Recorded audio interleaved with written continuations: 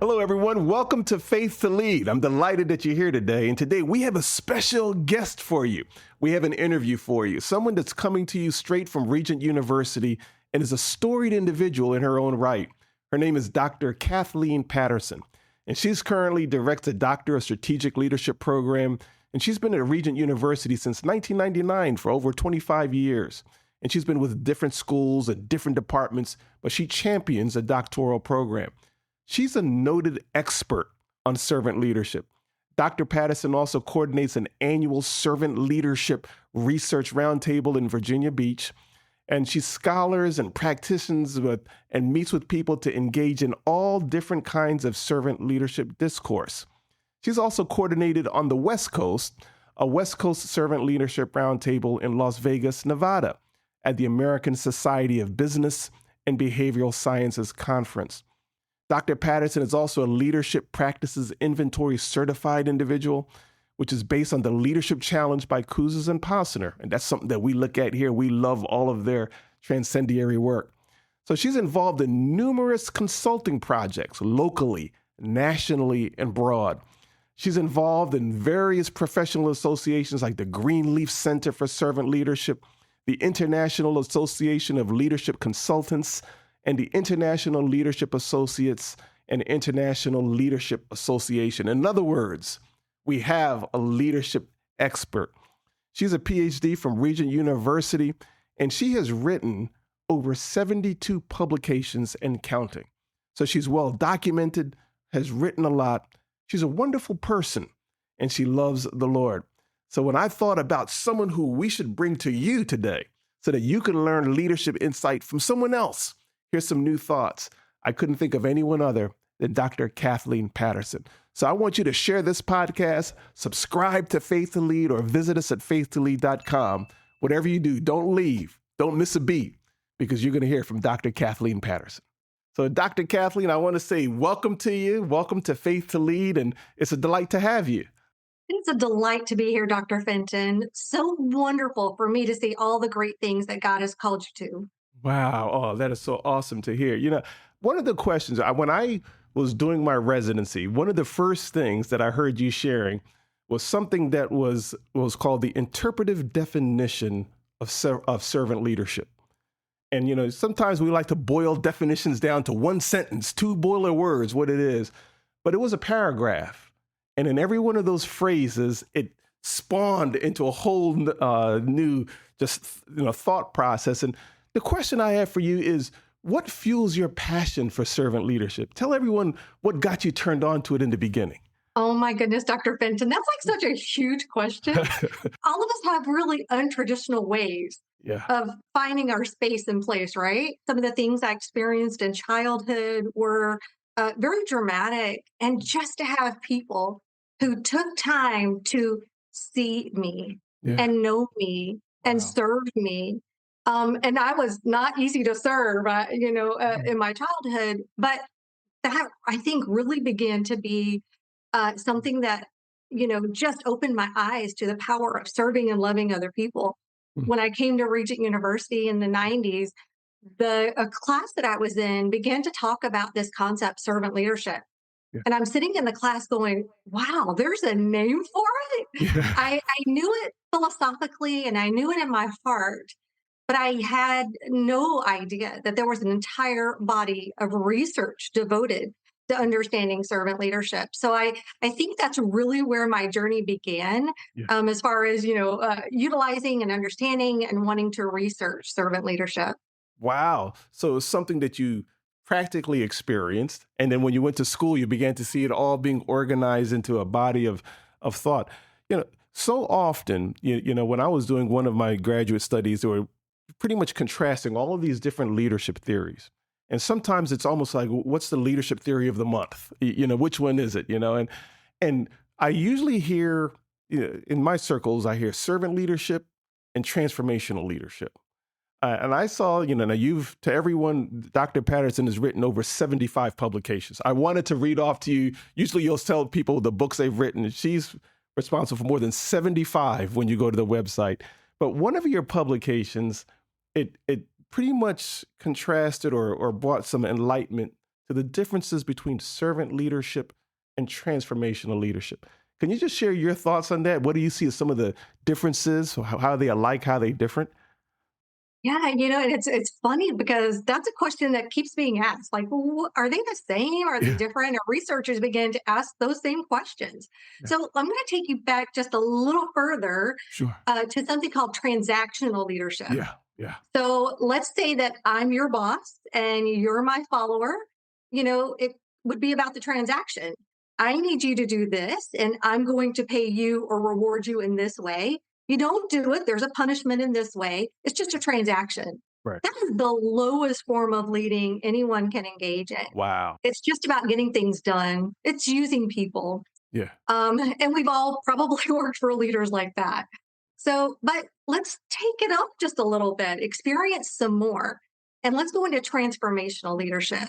That is where, as if I'm your leader and you're my follower, you and I are focused on the goals of the organization. That is our primary focus. Primary. So I may have a secondary focus and be concerned about you as a person or concerned about different things going on. But my primary focus is the organizational objectives. That is where everything is going to begin and end yeah. for a transformational leader. So let me be clear to say that transactional leadership and transformational leadership definitely have a place in a space. But let's up the ante just a little bit more and go to really just a defining way to lead people and engage people is servant leadership. My primary focus is going to be you as the follower. How can I serve you? How can I help you? How can I put you in places and spaces where you're going to grow, where you're going to develop, where you're really going to make a difference in the world? Yeah. That doesn't mean I'm ignoring the organization. That's a common misconception. But you as a follower are my primary focus. The secondary things are the organizational objectives and what's going on, maybe community wise and all those things. So it's not that I'm ignoring the organization, but I am empowering you, I'm helping you, I'm serving you. And guess what happens? Followers are so well equipped and develop and grow that they're doing fabulous things in the organization and just as people. So we have different levels of leading, and definitely servant leadership is just something that creates a space for followers to do well, leaders to do well, and organizations to succeed. Wow, that is an excellent answer. You just triggered two more questions for me, but I'm going to come back to them in just a second. When you look, now you've researched servant leadership. Regent University is at the pinnacle, I believe, at leadership thought and theory and research. That's beyond anecdotal scholarship, really sound scholarship. It works. I've used it, and it's worked profoundly well in my church. And when you listen or even peer across the industry, and you hear different people saying, this is servant leadership, or this is servant leadership, are there any misnomers that you want to clarify where you've heard some things said or described servant leadership where you said, no, that's not true? Oh, yes, a lot. Yeah. So, I think there's a misconception, Dr. Fenton, that I am Christian, therefore I am servant. Ah, It's not true. I'm sure all of us know Christians who are far from servant. yeah. And, Yeah. this is Yeah. unfortunate, but it's true. I also know people who aren't walking in faith and aren't walking, in communion with the Lord. And they really exhibit servant leadership behaviors and they're doing wonderful things. Yeah. So I think it's about who we are as a person and the decision we make as individuals, as leaders, how we're going to walk out this servant leadership philosophy. I can choose to serve people or I can choose not to serve people. It is my choice. Yeah. And a lot of this goes back to Robert K. Greenleaf, who's known as the father of servant leadership. Yeah. And he says, you make the choice to serve and then you lead. Wow, that is amazing. That is amazing. If you had to coach someone today who's saying, I'm getting ready to start a business, I'm getting ready to just think of someone who's just gotten promoted into a leadership position. And they said, what's some of the first things that I should do and work on in myself so that I can be a practitioner of servant leadership? Do you have any practical ideas or suggestions for them? Yes. And it actually isn't even my idea or even the literature's idea. This is straight from the Bible. It's love God and love others. Wow. And I think when we have an abiding space Yeah. and that relationship with God, and I am making that really the foundational component of how I lead people. If I am praying for you as my follower, it changes the game. It Yeah. changes the relationship. I'm not only investing in you, I'm asking the Father of the universe, the creator of all things, the creator of you, the creator of me, Yeah. to come into that relationship. And together we're walking that out. Yeah. I've created something that's just higher, Yeah. where I'm going to have to really be all in for you as a follower. So love God and love others. So, and in my opinion and in my research, and again, this is biblical, that love component is really the difference maker. Wow. If you've ever had a leader that has loved you, you know it is life changing. Yeah. And as Yeah. followers of Christ, we want to leave people better than when they came to us. We want them to leave us just so much better, happier, freer, more autonomous, as Greenleaf would say. But I want to be the type of person that, because of our interactions together, that you're a better human being. Wow, that is amazing. I have an off-topic question for you because I think that when I interact with leaders, and even this is a challenge that I know I face, something that I've had to personally overcome. And sometimes you think, if I serve the people that are following me and I pour myself out, I remember when I did that before and I got burned, or how much is too far? At what point, what boundaries should I set? Should there be boundaries to anyone who may be fearful or nervous about being exploited, out of a sincere heart?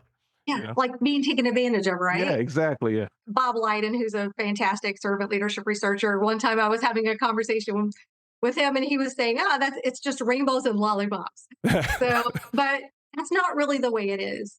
And we do have to have some boundaries. We have to be wise. We have to be emotionally intelligent, right? Mhm. To create things, because we want to have sustainability. So for that person, for our leadership, the organization, all of it. So creating those safety boundaries are, well, they're not even safety, but just those boundaries Yeah. where we know the place and space that our followers need to be. Yeah. So we want to have grace upon grace, Yeah. but we also don't want to move into enabling Yeah. people into bad behaviors, or even something called abused grace, Mm. where they're just using it because they know that we're going to serve them or love them or help them. Yeah. So Ron Scheich, who was the founder of Panera, when he retired, he wrote an article. This was several years ago. He wrote an article for entrepreneur.com, I believe it was. And he said, he realized his job wasn't just to help people at all costs, but to serve them. Wow. And sometimes serving other people is having those hard conversations. Wow. Yeah. It's not easy, right? One of my favorite verses is, faithful are the wounds of a friend, but That's the right. kisses of an enemy are deceitful. I don't know about you, Dr. Fenton. I need these faithful people who are willing to wound me, Yeah. kindness and graciousness, but willing to tell me the truth. And servant leaders love you so much that they're going to have those hard conversations. Wow. They're going to be honest. And if there needs to be a separation from you and the organization, they're willing to walk you through that. Now, it is the way they do it. Yeah. They're not going to do it in ugliness or in manipulation or anything like that. They're going to do it honorably, Yeah. and for your good. And I think that is really, what I'm hearing you say over and over, and I'm bearing witness with it. It's what your motivation is. If it's for their good, if it's not to wound, not to damage, not to be punitive, but to bring out your best. It's almost just like if you're a parent with children, and we'd spend a lot of our time serving them, but we don't just tell them the good things. We tell them other things that they have to do, that they have to get it together. And we do that out of a sense of love. And when you look at leadership and followership, it's saying what's going to bring out their best.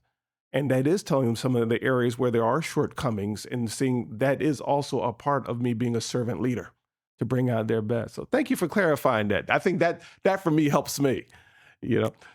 One question that I had for you is, when you look at servant leadership, what are some of the new frontiers that are being studied in the laboratories right now? Yeah, well, I have a laboratory in my own mind. So it's just always so full of ideas and ways that, servant leadership can be researched and what's coming down the road. So I do believe that one of the bigger components that I find incredibly interesting right now, Yeah. and this again, not my idea.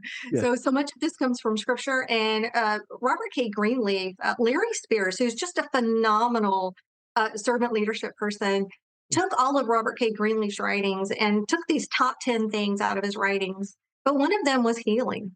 Mm.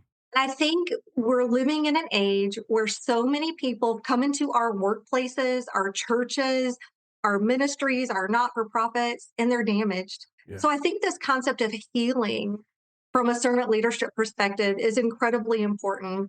How are we as leaders caring for our followers in ways that bring some healing to them? So, can we cure everything, mend everything?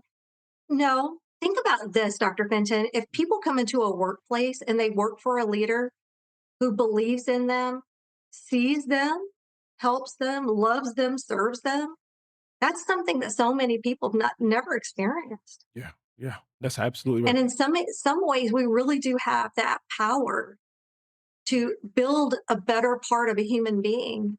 Absolutely. That is a tremendous way to look at it. And, you are so right, because what we're seeing that's rampant right now is the amount of people, really in the last, I guess, 10 years or so, they're switching jobs so frequently that the term that a person is employed for, it's almost everyone's contractual, 2 years, 3 years. If you have a 20-year-old son, I have three 20-year-old sons, I'm seeing it. Oh, I've been there 2 years. 2 years is nothing. I remember growing up, you wanted to work in a place for 20 years, 30 years and retire there. And so people now, they're switching around and they come into certain institutions with, scarred from their last experience. They come in disappointed, disillusioned, not trusting anyone, waiting for the day where you as a leader you're out to get them, so they need to take the first shot, so to speak, or their first strike. And you're absolutely right that when you look at servant leadership or being an effective leader, it's how to address some of those concerns early on to let them know this is a different place than your last place, and to begin to adopt some of those skill sets that where you can be a healer to bring out their best and say, this is a different experience than you may have had. So I think that's a tremendous point. When you look at some of the work that you're doing, if a person's saying, I want to hear more about Dr. Kathleen Patterson, what she's doing, where she is, where should they go? What is there a site or a book that you're writing? Tell us what you're doing next. Oh my goodness, I am so obsessed right now with the concept of aging. Yeah. I'm a grandmother and I've got, I'm looking at maybe the last 10 to 15 years before I retire at maybe 80 or whatever. This aging process is actually beautiful. And Greenleaf actually wrote an essay that a lot of people don't even read. It's just not a popular one, but it's my favorite. It's Mhm. called Old Age, the Ultimate Test of Spirit. So I think, as I'm Wow. aging and I'm hearing so many people have conversations about legacy and purpose and calling, I want people to have some investment Yeah. into how they plan to finish their career, how they plan to age, so whether you're 20, 30, 40, whatever. Yeah. One of the weird things I really like to do is to look at famous people's last words. And, and I'll just give a couple of examples. Yeah. Everybody knows Tupac. So, and I Yeah. think it's incredibly sad that his last, and I don't curse, but his last words were F you. Yeah. Michael Jackson, the king of pop. We all grew up, well, not I grew up listening to Michael Jackson. Yeah. So, but his last words were more milk. He was asking for a drug. And Wow. it's just so sad that these people that are so adulated and celebrated. But I think what this really shows us is, there's the kingdom of this world, and then there's God's kingdom. Yeah. And as we age and as we transition to our heavenly Yeah. rewards, I want there to be something so valuable that we've left with people. We can leave wealth that's going to be spent and squandered, whatever it is. But the things that we leave inside of other people, those are the difference making things. That's So right. that grows inside of them. They can share and pass that along, impacting another person and another, kind of like the butterfly effect. It just is exponential. So aging is a fascination of mine right now. So I'm definitely working on that. I'm also very centrally focused on not just servant leadership, but servant followership. Hey, So yeah, I know, I love it. yeah. So most of us have, people that we're leading and people that we're following. Even if we're the head of the organization, we're answering to a board, answering to the community, some things, right? So Mhm. I think we have to be serving as our posture, as our lifestyle. So in our leadership, but also in our followership. That is one of the joys that I've had in when I attended Regent University is just the amount of study around the topic of followership, because we've discussed leadership, at an intense level for the last, whatever, 50, 60 years. But now we're seeing so much thought and so much effort going into defining the roles and the importance of good followership, that it's just not one person. Everyone has to bring something to the table. When you even say servant followership, that causes a shift in a person's mind. It just like, how am I following? Am I following in a way that's also consistent with the principles of being a servant and seeing that we all, what excites you about servant followership? Well, let me tell you. Yeah. So, of all the words, servant, it's not exactly the thing that we're going to sign up for. We'd Right. much rather, be king or top dog or whatever you want to call it. So, but followers kind of the same. If we're in a room of third graders or people, in any career stage, would you rather be the leader or the follower? So, it's kind of interesting that servant and follower are kind of, maybe the not looked at things. So, Yeah. I was reading in First Corinthians 1 yesterday, and it was talking that, the wise and the noble things, but God chooses things that aren't.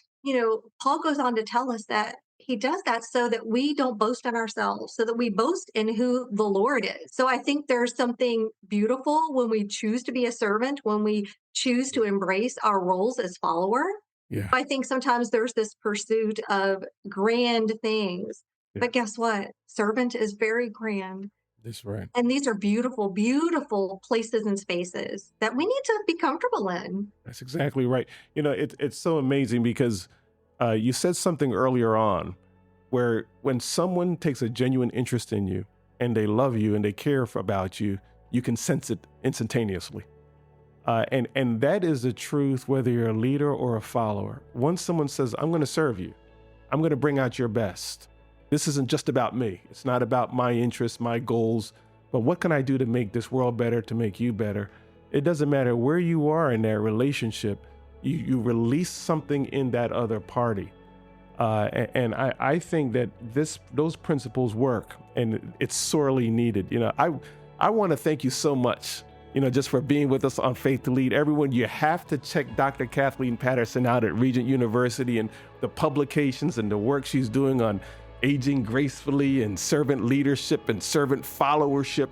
If you want to study, then Regent University is a great university and their strategic leadership program. And she's also done a lot of writing just about marriage and family and so many different topics. I want to thank you today just for joining Faith to Lead, sharing us with your thoughts. We're pulling for you, and we look forward to staying connected to you each step of the way. So thank you so much. Definitely my privilege. And if people want to change the world, serve the world. That's exactly right. So you heard it right there from Dr. Kathleen Patterson. Let's go ahead and change this world. So this is what I want you to do. I want you to subscribe to this podcast, share this message, let someone know what you heard today, but most of all, put it to practice, because this is how you can win. Thanks so much.